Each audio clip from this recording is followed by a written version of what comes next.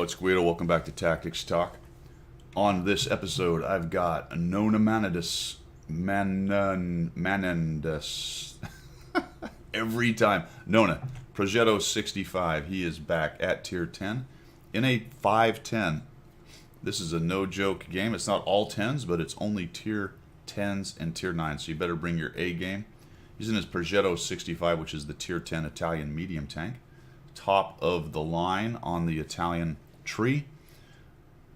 4 shells in a autoloader. Remember, it's the modified autoloader where you can shoot a shell even while you're reloading the clip.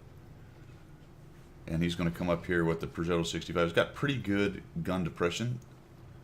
Nice penetration, actually, for a standard round. I believe it's at 268. And then a heat round with enough penetration to go through most anything. Minus some of the heaviest sloped armor or angled stuff. And he starts working here up front. He's got a platoon. He is with, aw crap, that's a great name, and Bully 997, both in Tier 10 mediums. From the clan, what is it, HBG? HBG, Hotel Bravo Golf. And he sees an opportunity to punish this T10. He's got a shell, got another shell. I might have pressed that T10, but I probably would have eaten a shot, so I thought that wasn't bad. One of the things you'll notice that Nona does a pretty good job of is manage his reloads. He only took 2 of the shells, and now he's going to get all 4 back pretty quick. It's only reloading 2, but he's got the 4 burst capability. He takes a shot, and he pulls back. He's really in kind of a single-shot mode right now. He doesn't have a great opportunity to rush out and dump a clip of 4 into somebody, so he's just being very careful with the reloads, taking a shot, moving back, and the best way to do that with these Italian tanks is with the full clip reloaded, so that if you have another opportunity like this to take, you can, or if you back up, you reload fast enough that you don't lose a whole lot of time. If you shoot all 4 out and then try to do a single shot reload on the first one, that's the longest reload time, and that can limit your DPM capability. It's nice to have in a pinch, though. It's time to press this IS-7. He comes down here, decides not to shoot into the front, goes to the side of him. Good news is he doesn't have his heat loaded, so he's not eating tracks and stuff. He's able to put those straight through that guy, and down he goes. And, of course, the artillery hits, and then we have a little bit of a verbal scrum in the bottom left between people who are angry that they were pushing each other. There's a Sturb 103-0. Holy cow, even stunned. Giant dispersion circle, and he gets that shot into that guy. All right, this is a critical phase of the game. You'll notice that up in the northeast, their cap is threatened, and 3 people go back. They happen to be the decent players in a platoon who are probably discussing the situation. Actually, the Object 430 version 2 understands, and the T30, who essentially did nothing, just sat in the back and then turned around and went back to cap. Which is fine, at least he's there. The 2 T95s are stuffing those guys down there. It looks like they never really left cap, so pushing into a cap. This is interesting. Both teams are now pushing into a cap with what looks like an advantage, but for some reason they've decided to bring the enemy's campers' guns into play. All those guys from Nona's team simply pushing into big TDs down by the cap for no apparent reason when their cap is threatened. Had all of the greens with Nona and his platoon just turned around, maybe hung out a little bit on that hill to keep them honest, come back and absolutely wiped out the red push, this would have been a much easier game. But now they're sort of spread all over the place. And Nona's team down there in the middle of the map have allowed the Foch, the T-30, the 704 into the game. Those were guys who were going to be completely happy just to sit around back by their cap in their TDs and hang out in a bush. Which is why you just don't push in a situation like that. The game was too even, the TDs are too strong. No sense doing that, especially when your own cap is being threatened. But these T95s are doing some work over here. Unsure why the Centurion didn't just charge in and start shooting. That surprised me a little bit. But Nona comes in there, and we've got the T50 who thinks he's taking on these T95s, and unfortunately he eats it. Try to get a shot into that very strongly armored 705. Another bounce, but down he goes. Nona is stunned, and he's lost his driver. Then he fixes it. And that was going on for a while, by the way. I didn't pay attention to whether he was waiting for a cooldown on his repair. Who puts their fire extinguisher in 5? Nona, are you insane? What? I don't know if I've ever seen anybody put the fire extinguisher in 5. Anyway, off we go. The platoon working together, probably talking as well, going in there. The enemy is losing, but they've got those 2 bat chats and some pretty good TDs. The Foch is an autoloader, so there's definitely some capability of dishing out the pain. And these 2 are definitely problematic. They've got all kinds of mobility, decent guns, great burst damage potential. And he puts 2, and those were important shots right there.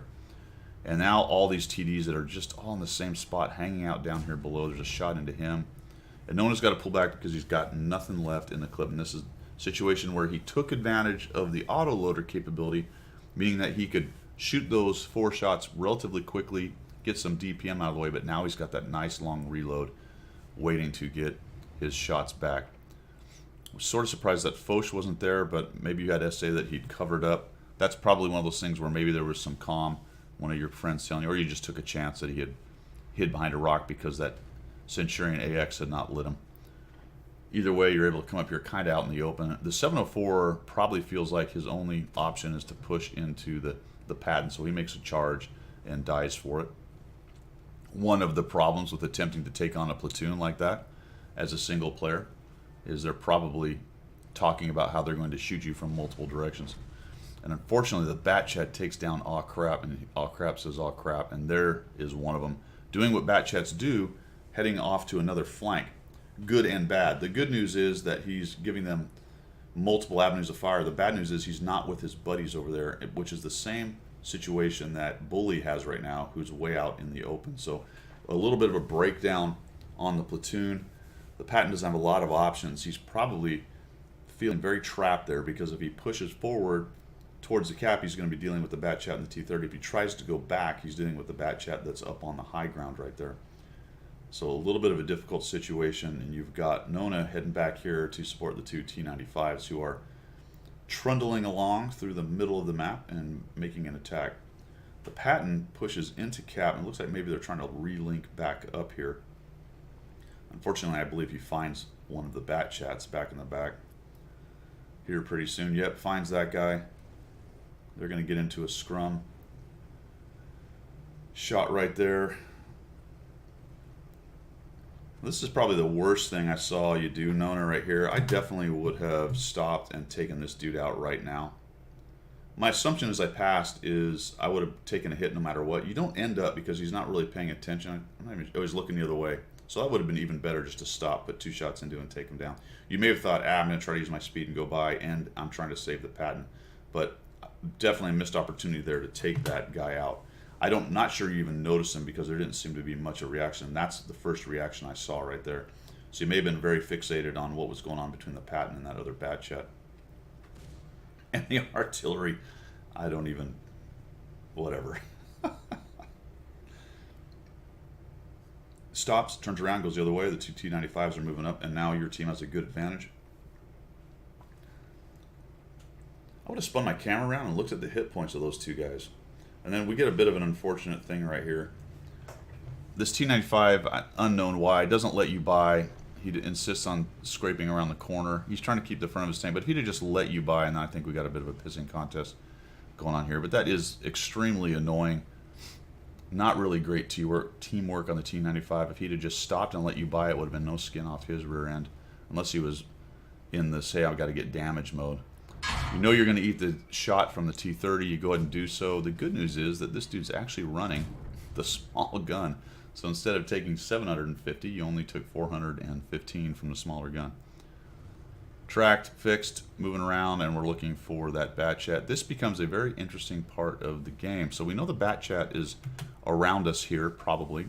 That's probably not him that went up to the cap, because he was last seen down around here. More than likely, their artillery has gone to the cap.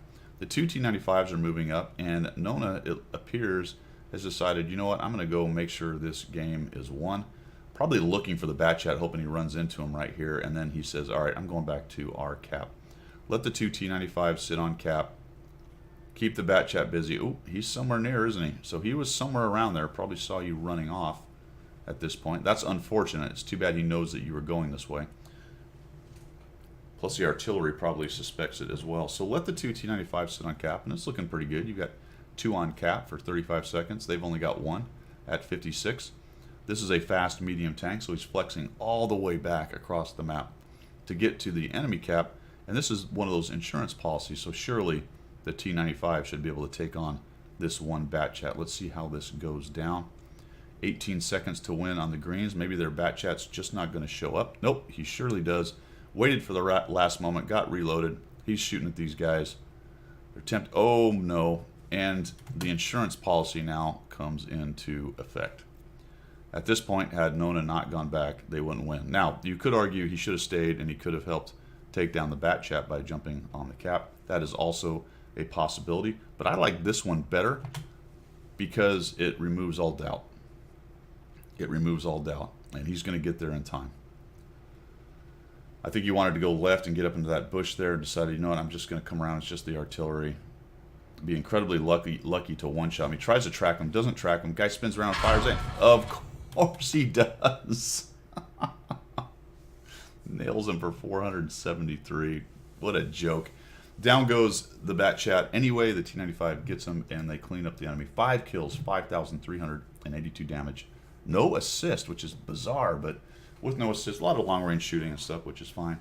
Nicely done there, Nona. Good game, good example of medium gameplay at the top level of the game. What it requires, the amount of movement, the amount of flexing, reacting to the game, not simply mindlessly droning to the other enemy's cap, which is what a good number of the players in this game did and died for it or got mauled for it.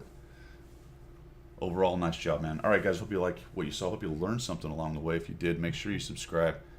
Keep on sending in the replays, and as always, we will see you.